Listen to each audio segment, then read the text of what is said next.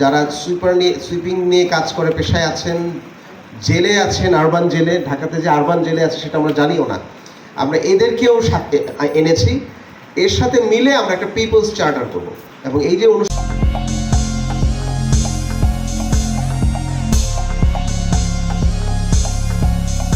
Hello Bangladesh, স্বাধীন সংবাদের centre city, আমরা কেন নেচার বেস বললাম না, একটা বড় প্রশ্ন ওনারা করেছে। সুতরাং নেচার বেস মানে হচ্ছে এটা এখন একটা কমিউনিটাইজেশন এবং একটা আয়ের জন্য ন্যারেটিভ তৈরি করা হয়েছে, যে কারণে আমরা বলতেছি এনভায়রনমেন্ট যখন ট্রান্সফর্ম হয় একটা নগর, তখন গ্রিন স্পেস, আরবান স্পেসগুলো নতুন করে তৈরি হয়। সেটাকে আমরা এনভায়রনমেন্টের কাছ থেকে শিখে যদি আমরা একটা নতুন স্পেস তৈরি করতে পারি, সেটা তখন আর নেচার বেস হয় না, বরঞ্চ এনভায়রনমেন্ট সেন্ট্রিক বায়োডাইভার্সিটি কিংবা একটা সিটি তৈরি হয়। সুতরাং এরকম 7টা থিম আমরা ডেভেলপ করেছি। এই ডেভেলপমেন্টের পিছনে একটা কনটেক্সট আছে। আমরা কয়েক হাজার মানুষের সাথে কথা বলেছি এই through out this last 2 month. সেখান থেকে যে পাবলিক ন্যারেটিভ এসছে সেটার উপর ভিত্তি করে আমরা 7টা থিম তৈরি করেছি। 7টা থিমে আমরা আজকে ঢাকার এবং ঢাকার বাইরে থেকে প্রায় 250 জন রেজিস্টার্ড ডেলিগেট আসবেন, তারা কথা বলবেন এবং তাদের কথার সাথে আমাদের প্রায় 65 থেকে 70 জন বিভিন্ন সেক্টরের এক্সপার্ট যারা আছেন তাদের সাথে মিলে আমরা একটি নাগরিক ইশতেহার তৈরি করব। এটা আমরা সরকারকে দিব এবং বাংলাদেশে যারা নগর নিয়ে চিন্তা করেন তাদের সাথে আমাদের একটা কন্টিনিউয়াস আলোচনা হবে, যেন আমরা চাই একটা পিপলস ন্যারেটিভ, প্ল্যানিংটা পিপল করবে। যে কারণে আপনারা আমাদের আজকের আলোচনায় দেখেছেন যে পুরান ঢাকার পঞ্চায়েত থেকে যারা পঞ্চায়েত যিনি মেম্বার আছেন হরেরা ভাই, ওনাকে আমরা দাওয়াত দিয়েছি এবং প্ল্যানার্সরা আমাদের এখানে আছেন, অডিয়েন্সে আছেন, ছাত্ররা আছেন, বিভিন্ন পেশাজীবীরা আছেন। আমরা এই আলোচনার ডায়াসে এই ঢাকার যারা দলিত আছেন, যারা সুইপিং নিয়ে কাজ করে পেশায় আছেন, জেলে আছেন, আরবান জেলে, ঢাকাতে যে আরবান জেলে আছে সেটা আমরা জানিও না।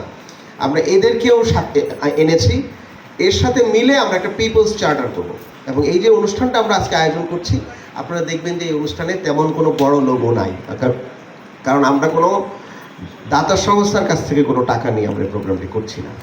যখন এই দাতা সংস্থার হাত থেকে টাকা নিয়ে প্রোগ্রাম করা হয় তার একটা নিজস্ব এজেন্ডা থাকে, তো যে কারণে আমরা একটা পিপলস চার্টার বলেছি। আমরা গণচাঁদা দিয়ে এই অনুষ্ঠানটা করছি, আমাদের একটা গণচাঁদা বুথ আছে, আপনারা যা পারেন দিয়ে যাবেন এবং আমাদের যে বন্ধু বান্ধব আছে, আমাদের বাজারের টাকা আছে, সেটা সেভ করে আমরা আসলে বড় আয়োজনটি করেছি। তো সুতরাং সে জায়গা থেকে আমাদের কাউকে খুশি করার কোনো দরকার নাই, কারো কোনো অ্যালাইনমেন্টে আমরা কথা বলবো না এবং আমাদের এখানে খুবই ইনফর্মাল আলোচনা। আপনারা দেখেছেন যে অ্যারেঞ্জমেন্ট, নিচের কথা বলা, পুরো দুদিনে আমরা চেষ্টা করব সিটিজেন, আরবান সিটিজেন যেরকম যে সে তার মতো করে চলবে, সে তার একটা নিজস্ব স্বকীয়তা আছে, এসে সে এখানে একটা কালচারালি লিকুইড ফর্মে তৈরি হয়, ইন্টারাকশন করে।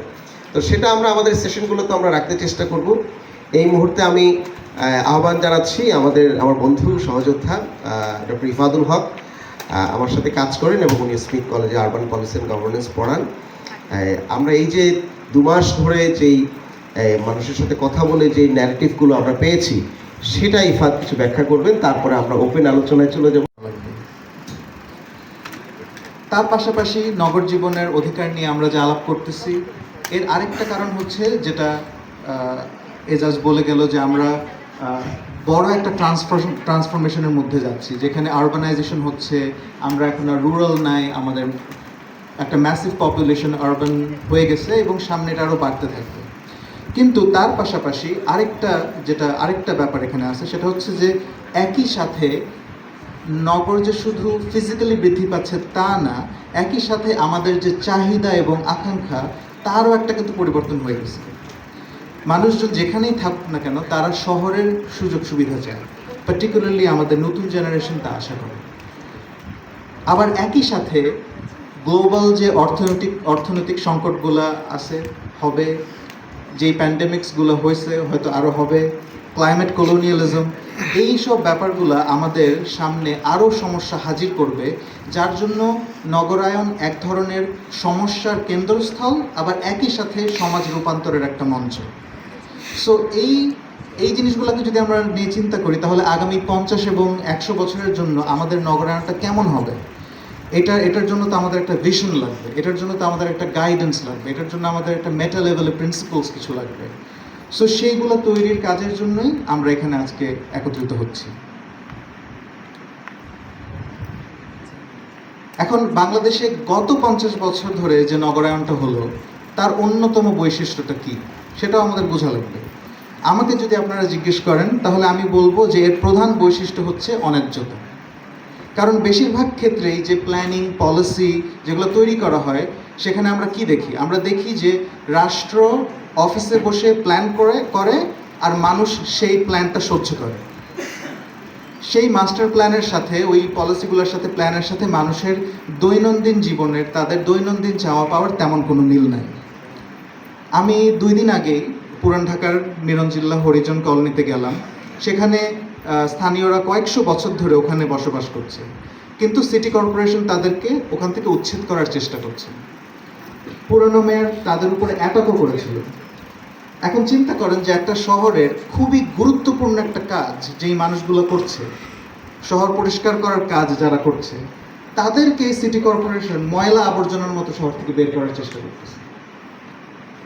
সিটি কর্পোরেশন আবার এটাও বলতেছিল যে তারা পুনর্বাসনের ব্যবস্থা করবে। এই প্রস্তাবটা শুনতে হয়তো ভালো লাগে, কিন্তু আরেকটু আমাদের এটা নিয়ে চিন্তা করে দেখা দরকার। এই কমিউনিটিটার এত বছরের একটা কালচার, তাদের সামাজিক ইতিহাস, এই সব কিছু কিন্তু হারিয়ে যাবে পুনর্বাসনের মাধ্যমে। তাদেরকে যদি আমরা ভিন্ন ভিন্ন পরিবার হিসেবে 2,2,00,000 শহরটি বাংলাদেশের অর্থনৈতিক, সামাজিক, রাজনৈতিক, সাংস্কৃতিক কেন্দ্র হিসেবে বিবেচিত হলেও ক্রমবর্ধমান জনসংখ্যার দ্রুত নগরায়ন, অপরিকল্পিত উন্নয়ন এবং জলবায়ু পরিবর্তনের প্রভাব এই শহরকে দুর্যোগের কেন্দ্রবিন্দুতে পরিণত করেছে। বিবিসির একটি সায়েন্স ফোকাস সাময়িকী কর্তৃক প্রকাশিত একটি তালিকা অনুযায়ী ঢাকার অবস্থান এখন বিশ্বের 7ম নগরীতে। সাময়িকীটি প্রতিবেদন অনুযায়ী বাংলাদেশের রাজধানী শহরটি দ্রুত গতিতে বাড়ছে।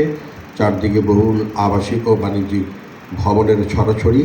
এই পরিপ্রেক্ষিতে অপরিকল্পিত নগরায়ন এর খারাপ প্রভাব এবং যথাযথ নগরায়নের উপর নিয়ে আমি কিছু বলতে চাই। একটি সুন্দর শহর কীভাবে যে এটার অপমৃত্যু হলো। Now I am 64. I saw these all things in my own eyes. একদিকে অপরিকল্পিত নগরায়নের ফলে ঢাকার বাসিন্দাদের মধ্যে চরম বৈষম্যের প্রকট হচ্ছে, অন্যদিকে নগর ব্যবস্থাপনার সুশাসনের অভাবে বাসযোগ্যতার মাপকাঠিতে দিন দিন এর জলুস হারিয়ে পড়েছে এবং পিছিয়ে পড়ছে। ইমারত নির্মাণ বিধিমালা তোয়াক্কা না করে ঢাকা শহরকে 10 তলার উপর বাড়িয়েছে এরকম 1,818টি, এবং আরও দিন দিন এটা উঠছে, যেগুলো ভূমিকম্পদের ক্ষতিগ্রস্ত হওয়ার ঝুঁকি অত্যাধিক এবং অত্যন্ত বেশি।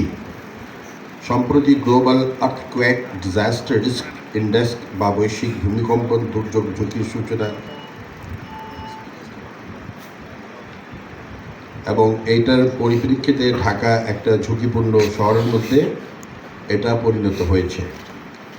আর এটা থেমে নেই, প্রতি বছর প্রায় 20,000 নতুন ভবন নির্মিত হচ্ছে, বিল্ডিং কোড মানা হচ্ছে না। আমি ফার্স্ট 1997 সিঙ্গাপুর গিয়েছিলাম, তো সেখানে আমাদের কিছু ব্যবসা ছিল, ওদেরকে জিজ্ঞেস করলাম যে ভাই তোমরা যে এই শহরে এত উচ্চ হাইরাইজ বিল্ডিং কী সিস্টেম এটা তৈরি হয়।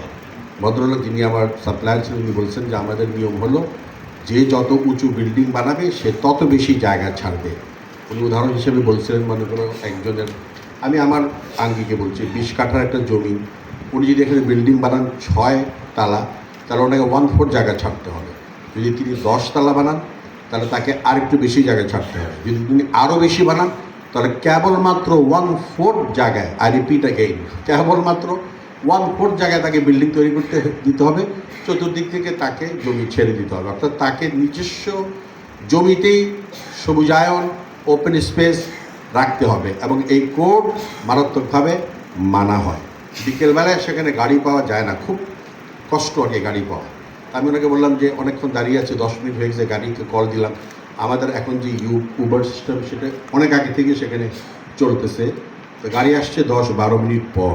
আমি জিজ্ঞেস করলাম যে এত দেরি হলো কেন? বলছে আমাদের এখানে যে যতই বড় লোক থাক, একটা গাড়ির অধিক গাড়ি কিনতে বলা যাবে না। তো আমি আসলে মোটা দাগে নগর নিয়ে আলোচনা হলে আমরা সবসময় একটু ঢাকা কেন্দ্রিক কথাটা বেশি বলি, এবং ঢাকা কেন্দ্রিক চিন্তা এবং সমস্ত চিন্তার কেন্দ্রে থেকে আমাদের রাজধানী শহর। কিন্তু আমি আসলে বাংলাদেশের যদি নগরের যদি আমরা ব্যাক হিস্ট্রি দেখি, জাস্ট লাস্ট বিগত 2-2.5 বছরের যদি আমরা একটা টাইম পিরিয়ডকে ধরে দেখি, আপনারা মনে করেন না যে 2.5 বছর আলোচনা শুরু করছি মানে 5 মিনিট, অনেক কষ্ট করে 5 মিনিটের মধ্যে শেষ করবো।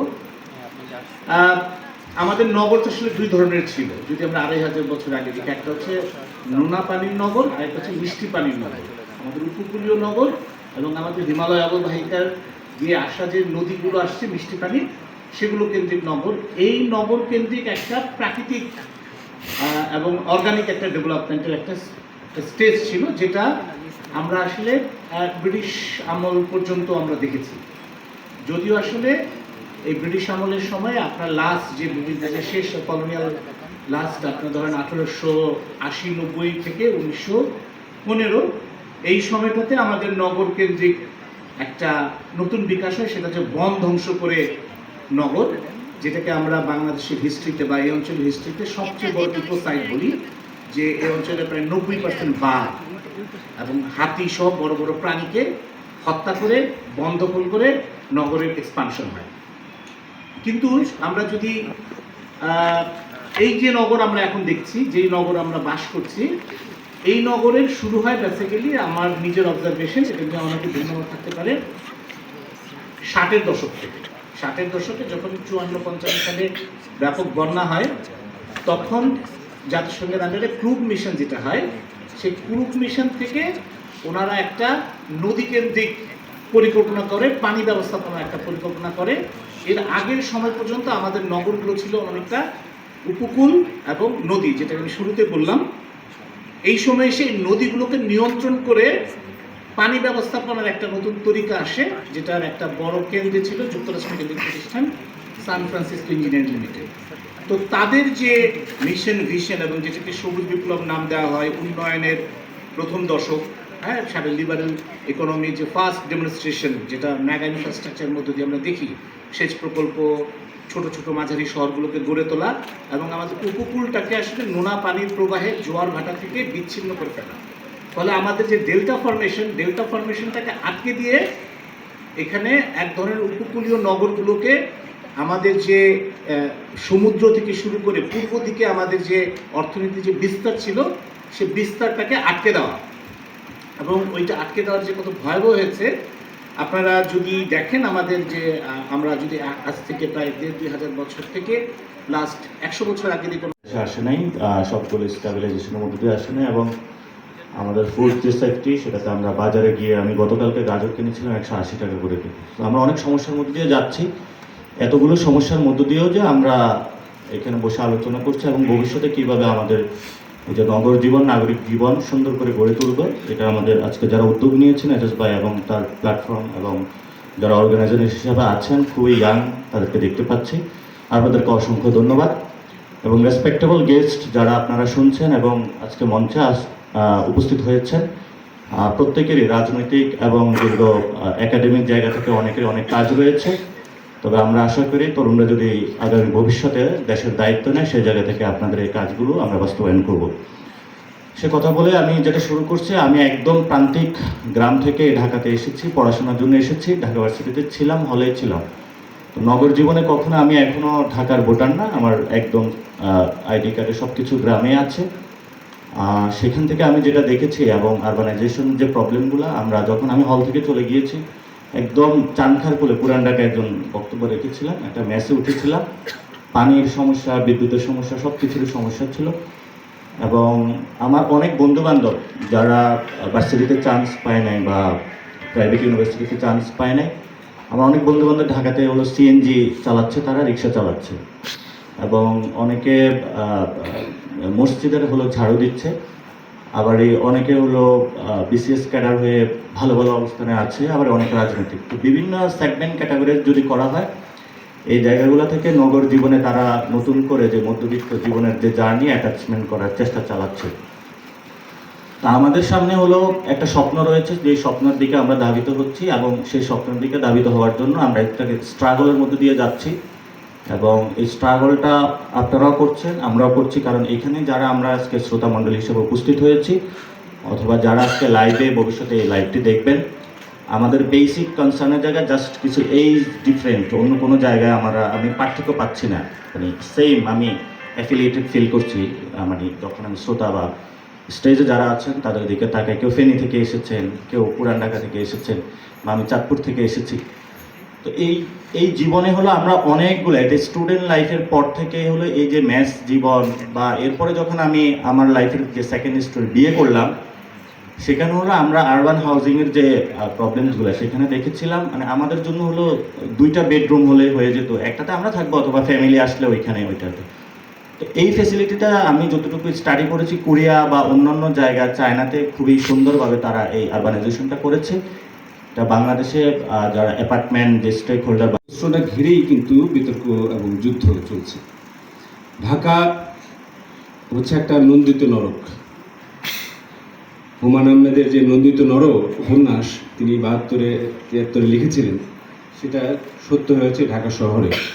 কিংবা ঢাকা হচ্ছে একটা টাইটানিক জাহাজ, যার উপরে ওই নন্দিত মানুষেরা থাকবে আর খোলের ভেতরে থাকবে এই নরকের মানুষেরা। কিন্তু এই নরকের মানুষ যে সেই নরকের প্রতিনিধি হিসেবে এখানে মিজান ভাই আছেন, তিনি জুরাইনে নাগরিক অধিকার নিয়ে, পানি নিয়ে, মশা নিয়ে, অসুস্থতা নিয়ে আন্দোলন করে যাচ্ছেন। তারা সবাই আমরা জানি যে গুলশান, বনানী, ধানমন্ডি বা এই সমস্ত এলাকার বাইরের যে বিরাট ঢাকা, যাত্রাবাড়ি, আপনারা দেখেন কোন এলাকায় লড়াই বেশি হয়েছে এই ছাত্র গণঅভ্যুত্থানে। বসিলা, মিরপুর, যাত্রাবাড়ি। হ্যাঁ, উত্তরা মধ্যবিত্ত এলাকা, কিন্তু উত্তরার ঘটনাটা আলাদা। এই বাড্ডা শ্রমজীবী এলাকা, নিম্ন মধ্যবিত্ত এলাকা, যেখানে জনঘনত্ব অসম্ভব বেশি। ফলে এই যে টাইটানিকের খোলের মানুষ, তারা যে বেরিয়ে এলো এই বৈষম্য বিরোধী আন্দোলনের ডাকে এবং লড়াই করলো, জীবন দিল, শহরটাকে তো তাদের করবার কথা ছিল। এই আন্দোলনের শুরু তো আমরা জানি যে সড়কের নিরাপত্তা নিয়ে, যেখানে আমরা দেখি যে বাক্স বাড়িতে থাকি, ম্যাচ বাক্সের মতো বাড়ি, মুরগির খাঁচা যেভাবে ওই কারণ বাজার নিয়ে আসে, খাঁচার মধ্যে মুরগি আনে, তেমনি কারণ বাজার সামনে দিয়ে যে যাত্রীবাহী বাসগুলো যায়, সেগুলো একই রকম। জানলার মধ্যে ছোট ছোট মাথাগুলো ফিট করা থাকে, যে মাথাগুলো খুব বেশি নড়াবারও সুযোগ নাই, এত ছোট জানালা, গরম। তো এই শহরটা বানিয়েছে কারা? আমরা মানে নিজেরা চিন্তা করতে পারি না। চীনের প্রাচীর তারা চিন্তা করেছিল 2000-2500 বছর লেগেছিল শেষ করতে। আগেকার যুগে যারা রাজবংশগুলো ছিল, তারা পরিকল্পনা করতো, শুরু করতো এক জেনারেশন, শেষ করতো আরেক জেনারেশন। আর আমরা এই প্রতিটা সরকার চিন্তা করি যে আমি কত দ্রুত টাকাটা তুলে নিয়ে চলে যেতে পারবো বিদেশে। ফলে এই ঢাকা একদিকে এই সারা দেশ থেকে আসা, উচ্ছেদ হওয়া, ভাগ্যের সন্ধানে আসা, বা উদ্বৃত্ত মানুষ যারা গ্রাম মফস্বলে কর্মসংস্থান নাই, তাদের একটা অভিবাসন ঢাকায় হচ্ছে। আর ঢাকা থেকে আরেক দল লোক যারা যাদেরকে আমরা গ্লোবাল এলিটের মধ্যে, যাদের কোনো নির্দিষ্ট শহরের দরকার নেই, তাদের থাইল্যান্ড, ব্যাংকক, নিউ ইয়র্ক, তাদের জীবনযাপনের স্টাইলটাই এমন, তারা ম্যাকডোনাল্ডস বা তারা যে কফি শপ, তারা যে দোকান, যে গাড়ি, সেগুলো ঢাকাতেও যেরকম তাদের জন্য রয়েছে, নিউ ইয়র্কেও তাদের জন্য রয়েছে। কিন্তু ঢাকাবাসী জীবনের যাপনের খরচ নিউ ইয়র্কের সমান। আর এই বড় লোকেরা নিউ ইয়র্কে যে জীবনযাপন করতে যান, বা হচ্ছে সিঙ্গাপুরে যান, বা আরেকটা কোনো পশ্চিমা দেশে যান, সে যান তার এই সম্পদগুলো নিয়ে, ঢাকাবাসীর সম্পদ লুট করে নিয়ে। ফলে এই অসম্ভব ঢাকা শেষ পর্যন্ত একটা পরিবর্তন বা একটা বিপ্লবেরও ক্ষেত্র। এবং আধুনিক যুগে সিটিগুলো যদি দিকে তাকাই, সবগুলো সিটি আপনি দেখবেন একটা পার্মানেন্ট রেভলিউশনের ভেতর দিয়ে তাদের যেতে হচ্ছে। ল্যান্ডস্কেপ বদলে যাচ্ছে, মানুষ বদলে যাচ্ছে, পেশা বদলে যাচ্ছে, এবং এই পরিবর্তনের গতির সঙ্গে তাল রাখতে গিয়ে অনেকে খেয়ে হারিয়ে ফেলছে। জিনিসটা ওই এলিস ইন ওয়ান্ডারল্যান্ডের মতো। এই উদাহরণটা অনেক জায়গায় আমি দিই, যে এলিস ইন ওয়ান্ডারল্যান্ডে আপনাকে এক জায়গায় দাঁড়িয়ে থাকার জন্য দৌড়াতে হয়, কারণ মাটিটা দৌড়াচ্ছে। শাহরুখের গান আছে যে কি মাটি দৌড়াচ্ছে, আমি দাঁড়িয়ে আছি। তো এই বাস্তবতার মধ্যে আমরা খেয়ে হারিয়ে ফেলছি, এবং এই শহর শুধু সারা দেশের বা তার যে গ্লোবাল যে প্রোডাক্টগুলো, তার একটা উচ্ছিষ্ট এই শহর তৈরি করছে না, মানে ডাম্পিং গ্রাউন্ড তৈরি করছে না, তারা হিউম্যান ওয়েস্ট, মানুষকে তারা ময়লা হিসেবে, বজ্র হিসেবে জমা করছে এই শহরে, বস্তিতে, ফুটপাতে। Only because and only when they are created by everybody. I was very happy to hear that an initiative to raise awareness about the people's right to the city is happening this week in Dhaka. I have lived in urban areas all my life. I spent half my life in Manila, a city of 12 million people. Dhaka city, which is where I live today, is twice the size of Manila. And Dhaka is also 20 times the population size of my other home city, Stockholm, in Sweden. The city adds color, depth, flavor, experience, pain, happiness to one's life.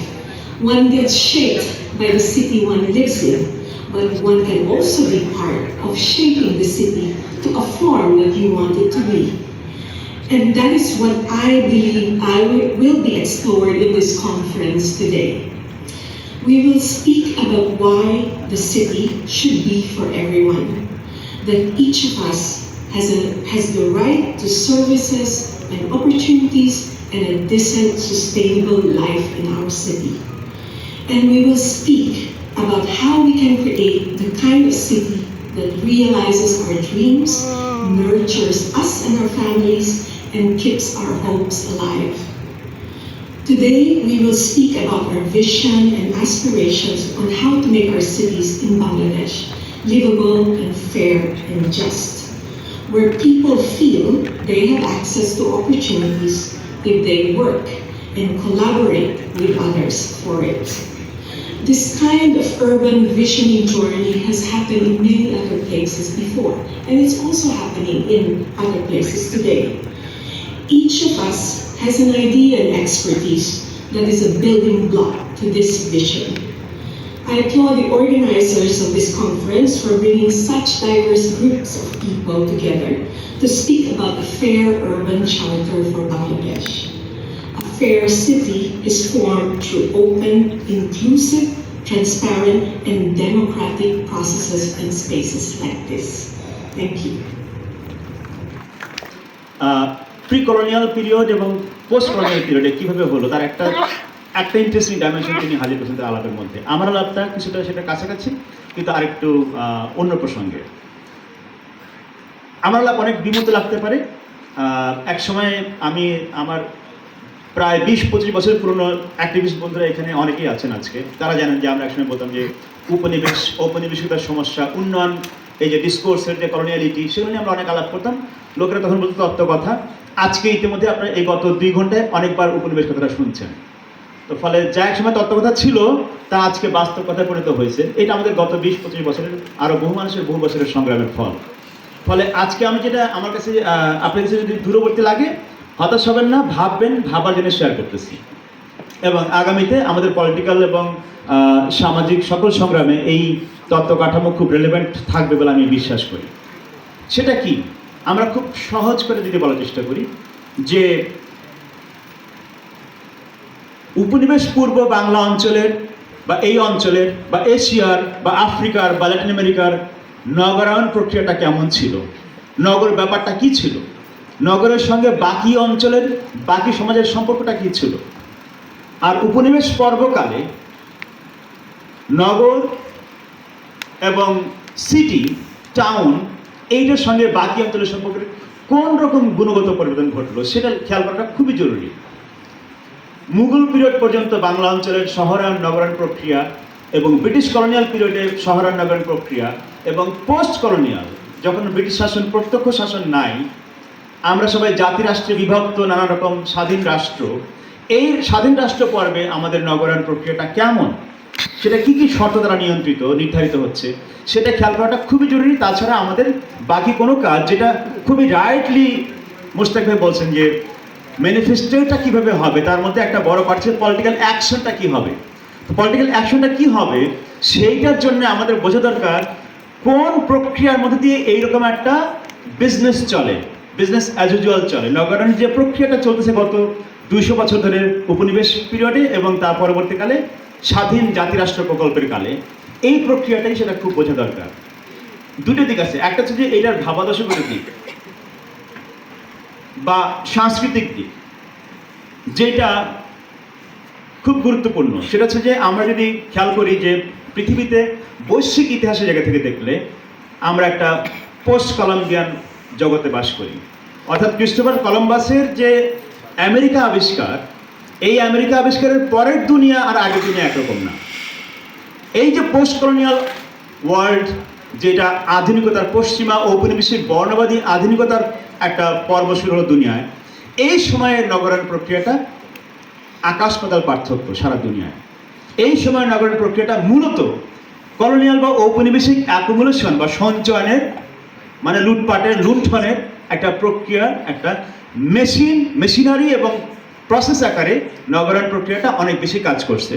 এবং সেটা আমরা পরবর্তীকালে দেখবো যে ruling ঔপনিবেশিক শাসনের মধ্যে যত ধরনের নগরায়ণের মেটাফোর আমরা দেখি, institution, building, railway, Telegraph, telephone, news paper, television, radio সহ নানা রকম যাতায়াত এবং বিজনেস হাউস ইত্যাদি ইত্যাদি ইনস্টিটিউশনগুলো, সেইটার ধরনটা কি, কাদের হাতে গড়ে উঠলো, কোন প্রক্রিয়া গড়ে উঠলো, সেটার সঙ্গে ঔপনিবেশিক লুণ্ঠনের কি সম্পর্ক। আর পরবর্তীকালে স্বাধীন জাতিরাষ্ট্রের কালে এই পর্যায়ে এসে নগরায়ণের সম্পর্কটা কিসের ভিত্তিতে চলে। দুইটা দিক বলছি, একটা হচ্ছে তার সাংস্কৃতিক বা ভাবাদর্শগতির দিক, যেটা কলম্বিয়ান ওয়ার্ল্ড থেকে আমরা পাই। সেটা কি, সেটা একটা আপনারা অনেকে জানেন, সেটা হচ্ছে যে এনলাইটেনমেন্ট